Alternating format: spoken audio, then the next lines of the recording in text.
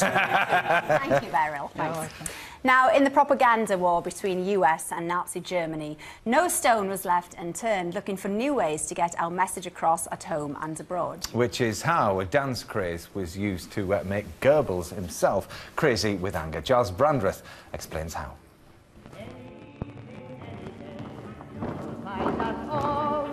As war raged across 1940s Europe, a popular dance proved a useful tool to enrage the Nazi enemy and boost morale on the home front.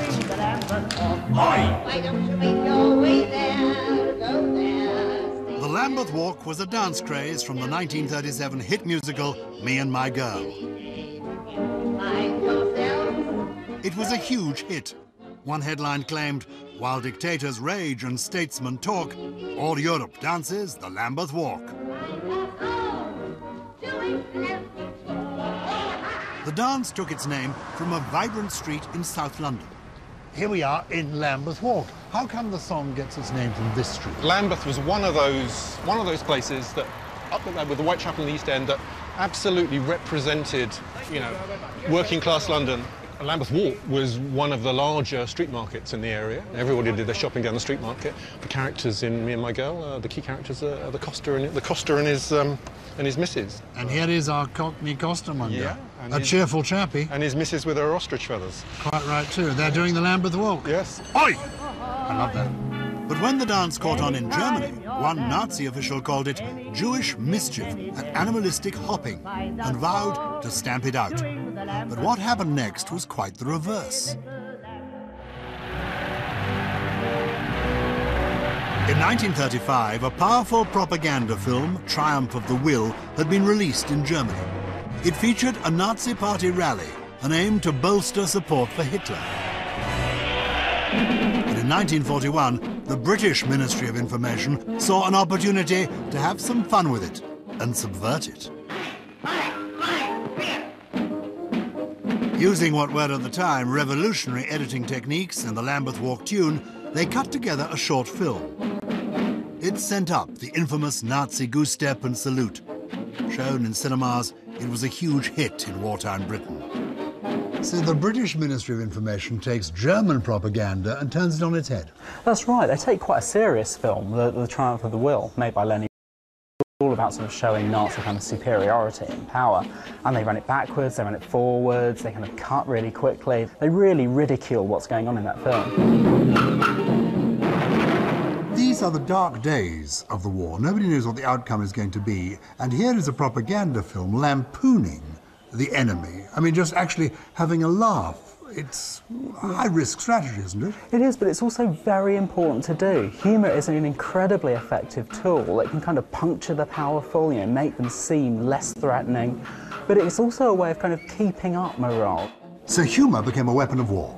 It was very widely used by Britain, certainly, and they produced things like kind of postcards at the time that would sort of be responding to events as they happened. So we have one here. You know, these have been sort of circulated quite regularly to respond to current events. And here we've got Hitler and Goebbels as cartoon characters. That's right. It's often this almost very dark to our eyes now, of sort of lampooning kind of the Nazi elite. The Lambeth Walk film made British audiences laugh, but not so in Germany. It's said that the film was smuggled into Europe where it was seen by Joseph Goebbels, German Minister for Propaganda. Allegedly, at the end of the screening, he ran from the room, kicking chairs and screaming profanities.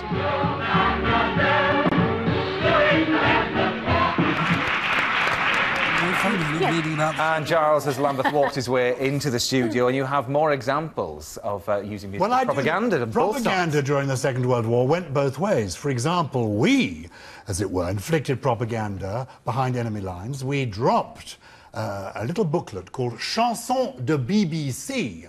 All right. Songs from the BBC, children's songs dropped behind enemy lines across France, and the lyrics of these songs were all anti-German propaganda, mocking the Germans. So we were mocking them, but they in return had their tricks. Goebbels, the Nazi propaganda minister, really thought that jazz was absolutely corrupt. And he had this idea of getting a jazz band, which he called Charlie and his Orchestra. and he made this out to be an English jazz band. They recorded up to 90 records, and they infiltrated them in the United Kingdom and the United States, and these were jazz songs, but with the second or third verse, once you've been lulled into enjoying the music, was anti-British and American propaganda. I have one here. Rod and I have been waiting to do a duet for many years. This is the moment, I think, that we're going to do. Oh, you're all right to be singing these. And we're all going to sing it. It can be a group song, and this is, do you know Daisy, Daisy, give me your answer, do? Yes. Yes. So this was Goebbels' idea of propaganda. Get this song and get Charlie and his orchestra to record it with these lyrics. Oh, we got the music and everything. Join in, everyone at home. Okay. Dear Frankie, the Germans are driving us. From Norfolk to Egypt, they took all my land is lost. They've done lots of bombing. The dogs have completely done it. We're ahead of the music. I'm afraid it'll be too late. For heaven's sake, hurry up. Hey! Hey! Hey! Wonderful. Well, what a moment that was. That's going to sell a lot of tickets in Düsseldorf. So you are appearing on Wednesday. Am I in Düsseldorf? Dortmund, sorry. Dortmund. But tell them it was only a joke. It was only for fun. It's a long time ago. We didn't talk about the war that much. Never forget. Let's talk about Brazil. Yeah.